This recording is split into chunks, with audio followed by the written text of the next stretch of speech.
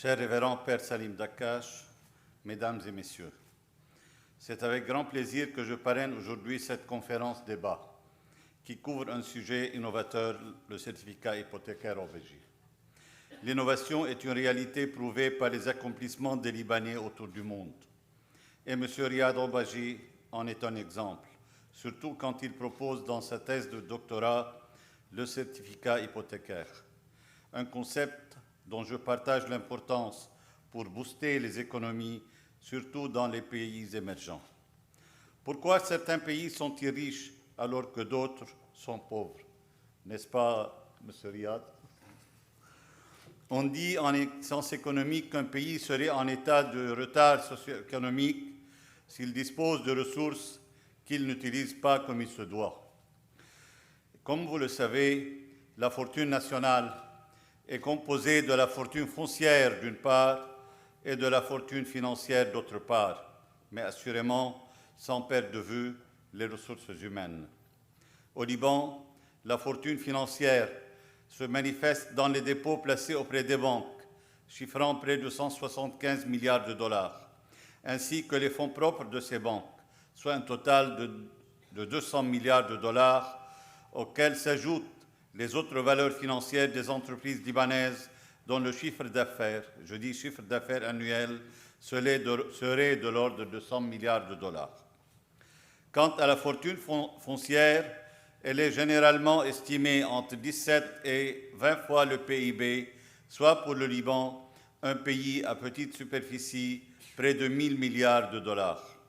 Cette valeur foncière représente donc près de 75% de la fortune nationale, d'où l'intérêt du certificat hypothécaire OBJ, surtout si cet instrument est bien intégré sur les deux plans juridiques et opérationnels, sans négliger les conditions de l'environnement naturel à préserver pour une économie verte.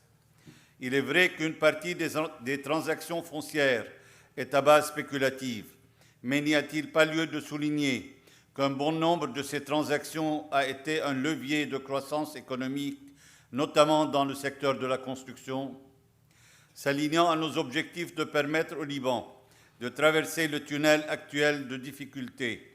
Nos efforts se tournent vers une économie de production, une économie sociale, une économie du savoir. Ceci ne pourrait être réalisé sans l'innovation et l'entrepreneuriat, incitant la croissance soutenue et la création de nouveaux emplois.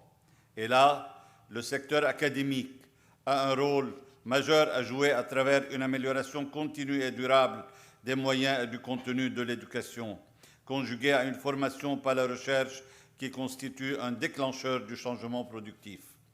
Par l'imprégnation de l'esprit d'entreprise dans l'enseignement supérieur, suscitant l'enthousiasme d'une nouvelle génération d'entrepreneurs innovateurs, l'USJ demeure au tout premier rang des universités dans la production d'un savoir durable au-delà de l'éducation académique. Je tiens d'ailleurs à saluer les enseignants et la direction de l'USJ, à sa tête notre cher père recteur, professeur Salim Dakkash, pour leur détermination d'assurer la plus haute qualité d'enseignement. Je remercie également M. Obaji pour son initiative et son engagement dans une responsabilité sociale marquante dans l'éducation et l'économie de notre pays. Et à vous, jeunes étudiants, je vous dis qu'il faut penser aller plus loin. Le Liban compte sur vous, parce que c'est vous qui ferez le vrai changement. Et ce changement, ça commence aujourd'hui. Connaître, ce n'est pas démontrer, ni expliquer, c'est accéder à la vision, selon Antoine de Saint-Exupéry, accéder alors à une vision de valeur en devenant des entrepreneurs d'un Liban meilleur. Merci.